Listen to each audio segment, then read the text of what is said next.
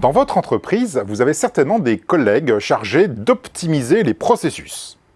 Convaincus de l'utilité de leur mission, ils chassent les gaspillages, éliminent les ressources excédentaires et suppriment les redondances. Avec une détermination toute rationnelle, ces partisans du lean et de l'efficience cherchent à maximiser les résultats tout en minimisant les moyens.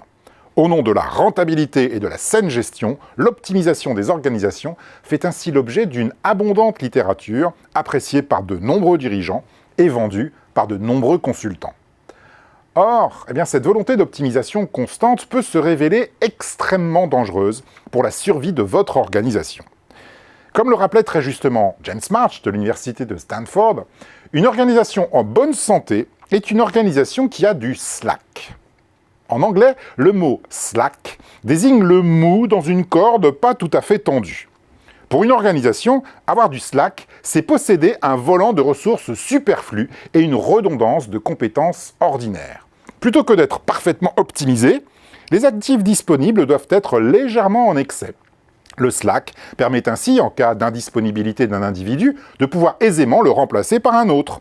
Il assure que chacun, à son niveau, peut prendre l'initiative de résoudre des problèmes sans nécessairement attendre que le service dédié soit sollicité. Le slack garantit un fonctionnement sans à-coups.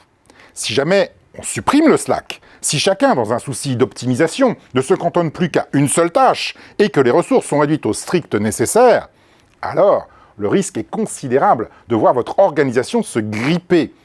De plus, l'optimisation menace votre capacité d'adaptation.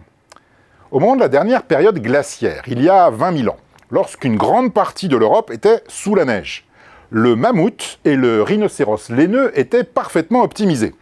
En revanche, la vie de nos ancêtres, femmes et hommes préhistoriques, était particulièrement difficile, car leur organisme n'était pas du tout adapté à ces conditions polaires. Or, la température a fini par remonter, et tous les animaux optimisés pour le grand froid ont disparu. L'être humain, en revanche, du fait de sa non-optimisation, a été capable de s'adapter. Dans les organisations, le raisonnement est le même. Si votre entreprise est optimisée pour un environnement concurrentiel donné, elle est en danger, car nécessairement l'environnement finira par changer. Et du fait même de votre optimisation, vous serez incapable de changer avec lui. Il vaut donc mieux toujours préférer l'adaptabilité à l'adaptation. L'optimisation, c'est l'inertie.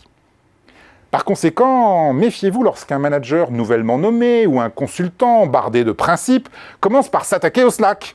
En réduisant la densité de ressources et de compétences, il peut entamer le bon fonctionnement de votre organisation, voire menacer sa survie. Alors, cela dit, ne vous inquiétez pas trop, car toute organisation a naturellement tendance à recréer du slack. C'est ce que l'on appelle le principe de Parkinson, du nom d'un chercheur anglais qui a observé que la taille des organisations augmente indépendamment de leur mission. Tout manager souhaite avoir un assistant qui, à son tour, se rêve en manager. Au total, un peu d'optimisation de temps à autre n'est donc pas nécessairement préjudiciable.